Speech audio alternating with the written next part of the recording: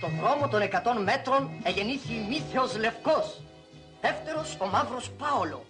Μπράβο ο Λευκός. Εγώ περίμενα να βγει ο Μαύρος. Καλημέρα, γιατρέ. Βρε καλώς τη χαρά να βγει. Τι νέα, γιατρέ. Εγεννήθη Μύθιος Λευκός. Αχ, Παναγίτσα, να σε κλείσω, γιατρέ. Γιατί χαράναμπε? Για τον μεγάλο νέο. Ωραία μου το είπες.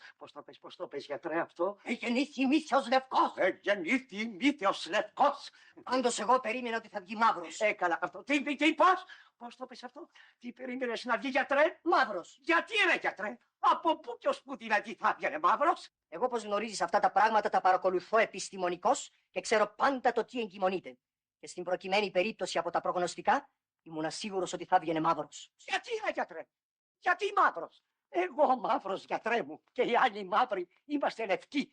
Πώς είναι δυνατόν λοιπόν από δυο μαύρους λευκούς να βγει μαύρος. Εγώ στα λέω όπως είναι. Ωραία. Μου είπες ότι εγεννήθη η Μύθιος Λευκός. Άστα τα άλλα. Τι μου λες τώρα για μαύρο καργανιάρι. Τι δουλειά έχει ο μαύρος. Δηλαδή δεν σε ενδιαφέρει που ο δεύτερος είναι Μαύρος. Τι. Βγήκε και δεύτερος. Βεβαίως. Μαύρος. Μαύρος. Νερό. Νερό. Δεν μου λες, σε παρακαλώ. Το είδες με τα μάτια σου ότι βγήκε και δεύτερος και είναι μαύρος. Βεβαίως. Βεβαίως.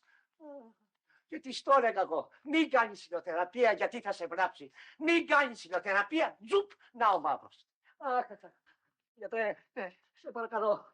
Μπορώ να του ζω. Βεβαίως. Ορίστε να. Τι να.